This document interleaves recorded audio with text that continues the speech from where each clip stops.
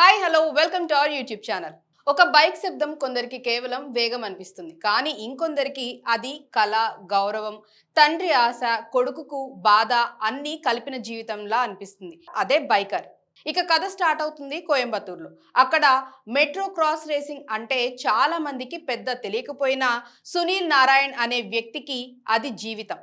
అతను ఒకప్పుడు చాలా గొప్ప రేసర్, కానీ అతని కాలంలో ఈ క్రీడకు సరైన గుర్తింపు ఉండేది కాదు. ప్రతిభ ఉన్నా, కష్టం చేసినా దేశం తరపున పెద్ద స్థాయికి వెళ్లే అవకాశాలు అతనికి దొరకలేదు. ఆ బాధ అతని మనసులో చాలా లోతుగా మిగిలిపోయింది. సునీల్‌కి ఒకే ఒక ఆశ. తన కొడుకు వికాస్ నారాయణ్ అంటే విక్కీ తనకంటే గొప్ప రేసర్ కావాలి అని. తాను సాధించలేనిది తన కొడుకు సాధించాలి అని. దేశం ముందు నిలబడి గెలవాలి అని. ప్రపంచానికి భారతీయ రేసర్ శక్తి చూపించాలి. ఈ కల కోసం అతను విక్కీని చిన్నప్పటి నుంచే కఠినంగా శిక్షణ ఇస్తూ వచ్చాడు. విక్కీకి బైక్ మీద సహజంగానే పట్టు ఉంటుంది. అతని రక్తంలోనే వేగం ఉన్నట్లుగా ఉంటుంది. మట్టి ట్రాక్ మీద కూడా బైక్ ఎగిరే ప్రతి క్షణం అతని కళ్ళల్లో ఒక ప్రత్యేకమైన మెరుపు కనిపిస్తుంది. కానీ అదే సమయంలో అతని జీవితం సాధారణ పిల్లల్లాగా ఉండదు. స్నేహితులతో సరదా లేదు, స్వేచ్ఛ లేదు, తన మనసు మాటను వినే హక్కు లేదు. ఉదయం లేవగానే శిక్షణ, ఆ తర్వాత ఫిట్నెస్, తర్వాత ట్రాక్, ఆ తర్వాత తండ్రి మాటలు. సునీల్ దృష్టిలో ఇదంతా ప్రేమ, కానీ విక్కీ దృష్టిలో ఇది ఒత్తిడి. తండ్రి తన కొడుకును గెలవాలని కోరుకుంటాడు, కానీ కొడుకు తన తండ్రి తనను అర్థం చేసుకోవాలని కోరుకుంటాడు. ఇక్కడే కథలోని అసలు భావోద్వేగం మొదలవుతుంది. విక్కీ పెరిగే కొద్దీ అతని ప్రతిభ అందరికీ కనిపిస్తుంది. రేసింగ్ ప్రపంచంలో అతను ఒక ఆశగా మారతాడు.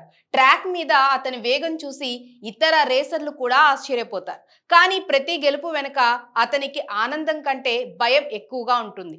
ఎందుకంటే గెలిస్తే తండ్రి ఇంకో పెద్ద లక్ష్యం పెడతాడు, ఓడిపోతే తండ్రి కళ్ళల్లో నిరాశ కనిపిస్తుంది. ఇక ఈ సమయంలో విక్కీ జీవితంలోకి అనన్య వస్తుంది. అనన్య అతని జీవితాన్ని వేరే కోణంలో చూసే అమ్మాయి.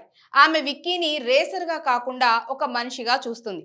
అతని గాయాలు, అతని భయాలు, అతని లోపాలు దాచుకున్న రిపీట్ అతని లోపల దాచుకున్న ఒత్తిడి, ఇవన్నీ ఆమె గమనిస్తూ ఉంటుంది.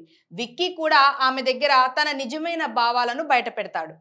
అనన్యతో ఉన్నప్పుడు విక్కీకి మొదటిసారి తన జీవితం తనదే అనిపిస్తుంది. రేసింగ్ బయట కూడా ప్రపంచం ఉందని తెలుసుకుంటాడు. ప్రేమ అంటే కేవలం సంతోషం కాదు, మన బాధను అర్థం చేసుకునే వ్యక్తి అని తెలుసుకుంటాడు. కానీ ఈ ప్రేమ విషయాన్ని సునీల్ సులభంగా అంగీకరించాడు. అతని దృష్టిలో ప్రేమ, కుటుంబం, వ్యక్తిగత కోరికలు ఇవన్నీ రేసింగ్ లక్ష్యానికి అడ్డంకులు. విక్కీ ప్రపంచ స్థాయి రేసర్ కావాలంటే అతని దృష్టి ఎక్కడా తారుమారు కాకూడదని సునీల్ నమ్ముతాడు. ఇక ఇదే సమయంలో విక్కీ ఒక ప్రమాదకరమైన రేస్లో పాల్గొంటాడు.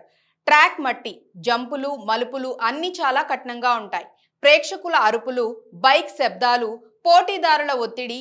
ఈ మధ్య విక్కీ తన పూర్తి శక్తితో రేస్ చేస్తాడు. కానీ ఒక్క చిన్న తప్పు, ఒక్క క్షణం లోపం అతని జీవితాన్ని మార్చేస్తుంది.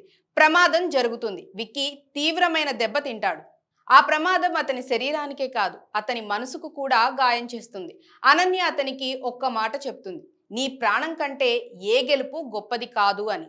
ఈ మాట విక్కీని లోపల నుంచి కదిలిస్తుంది. ఓవైపు తండ్రి కల, మరోవైపు తన ప్రాణం, తన ప్రేమ, తన భవిష్యత్తు. చివరికి విక్కీ రేసింగ్ ని వదిలేయాలని నిర్ణయించుకుంటాడు. ఈ నిర్ణయం సునీల్ కి పెద్ద దెబ్బలా అనిపిస్తుంది. అతని దృష్టిలో విక్కీ కేవలం రేస్ వదిలేయలేదు, తన తండ్రి కలను కూడా వదిలేశాడు. ఇక్కడ తండ్రి కొడుకు మధ్య దూరం పెరుగుతుంది. మాటలు తగ్గిపోతాయి. కళ్ళలో ప్రేమ ఉన్నా బయటకి కోపం కనిపిస్తుంది. విక్కీ అనన్యతో కొత్త జీవితం మొదలు పెడతాడు. అతను ప్రశాంతంగా జీవించడానికి ప్రయత్నిస్తాడు. బయటకు చూస్తే అతను సాధారణ మనిషిలా కనిపిస్తాడు, కానీ లోపల మాత్రం బైక్ శబ్దం ఇంకా ఆగదు.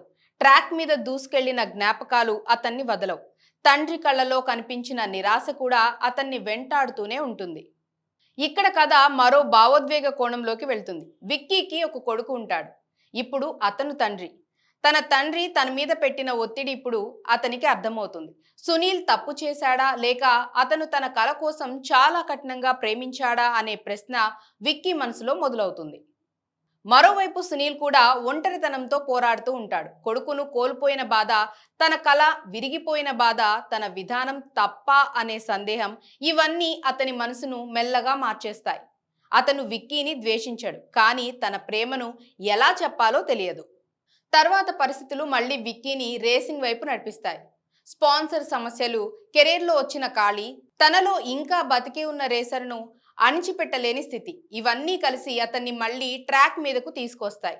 అందరూ అడిగే ప్రశ్న ఒక్కటే, ఇన్ని సంవత్సరాల తర్వాత విక్కీ మళ్ళీ గెలవగలడా అని. మళ్ళీ శిక్షణ మొదలవుతుంది. కానీ ఈసారి విక్కీ మారిపోయాడు. అతను ఇక తండ్రి కల కోసం మాత్రమే రేస్ చేయటం లేదు, తనను తాను నిరూపించుకోవటానికి రేస్ చేస్తున్నాడు. తన కొడుకుకు భయం కాకుండా ధైర్యం చూపించడానికి రేస్ చేస్తున్నాడు. తన తండ్రికి కూడా ఒక నిజం చెప్పడానికి రేస్ చేస్తున్నాడు. నేను పారిపోలేదు, నేను మళ్ళీ నిలబడ్డాను. ఇక క్లైమాక్స్ రేస్ చాలా ఉత్కంఠభరితంగా ఉంటుంది. ట్రాక్ ప్రమాదకరం, ప్రత్యర్థులు బలమైన వారు, ప్రతి మలుపులో ప్రమాదం దాగి ఉంటుంది. విక్కీ బైక్ స్టార్ట్ చేసే క్షణం అతని కళ్ళలో భయం కాదు, ఒక ప్రశాంతమైన నిర్ణయం కనిపిస్తుంది. రేస్ మొదలవుతుంది. బైకులు దూసుకు వెళ్తాయి. మట్టి ఎగురుతుంది. ప్రతి జంప్లో ప్రేక్షకుల ఊపిరి ఆగిపోతుంది. విక్కీ మొదట కొంచెం వెనకబడతాడు. కానీ అతని అనుభవం, అతని పట్టుదల, అతని లోపల ఉన్న బాధ, ఇవన్నీ కలిసి అతన్ని ముందుకు నెడతాయి. చివరి ల్యాబ్కి వచ్చేసరికి రేస్ గట్టిగా మారుతుంది. ఓవైపు గెలుపు, మరోవైపు మళ్లీ ప్రమాదం. కానీ ఈసారి విక్కీ భయంతో వెనక్కి తగ్గడు. అతను తన గతాన్ని ఎదుర్కొంటాడు. తండ్రి కఠినమైన మాటలు, అనన్య ప్రేమ, కొడుకు ముఖం, ఇవన్నీ అతని మనసులో మెదులుతాయి. ఇక చివరి జంప్ దగ్గర అందరూ ఊపిరి బిగబట్టుకొని చూస్తూ ఉంటారు. విక్కీ ధైర్యంగా బైక్ను పైకి ఎగరేస్తాడు. ఆ క్షణం అతను కేవలం రేసర్ కాదు, తన భయాలను దాటిన మనిషి. రేస్ ముగిసే సమయానికి ఫలితం కంటే అతని ప్రయాణమే గొప్పగా కనిపిస్తుంది. విక్కీ మళ్ళీ నిలబడ్డాడు. తన తండ్రి ముందు, తన కుటుంబం ముందు, తన మనసు ముందు గెలిచాడు. సునీల్ కళ్ళలో ఈసారి కోపం ఉండదు, గర్వం ఉంటుంది. బాధ కరిగిపోయిన ప్రేమ ఉంటుంది. తండ్రి కొడుకు మధ్య ఉన్న గోడ చివరికి కూలిపోతుంది. సునీల్కి అర్థమవుతుంది, కొడుకు తన కలను మోసే సాధనం కాదు, అతను కూడా ఒక మనిషి అని. విక్కీకి కూడా అర్థమవుతుంది, తండ్రి కఠినత్వం వెనుక ఒక విరిగిపోయిన కల ఉంది అని. ఈ కథ మనకి ఏం చెప్తుందంటే, మన కలలు పిల్లల మీద బలవంతంగా పెట్టకూడదు. అదే సమయంలో తల్లిదండ్రుల ఆశల వెనుక ఉన్న ప్రేమను కూడా పూర్తిగా తప్పుగా అర్థం చేసుకోకూడదు. జీవితం ఒక రేస్ అయితే, గెలుపంటే ముందుగా రావటం మాత్రమే కాదు, పడిపోయిన తర్వాత మళ్ళీ లేచి నిలబడటం కూడా. ఇంతకీ మీరు ఈ సినిమా చూసారా?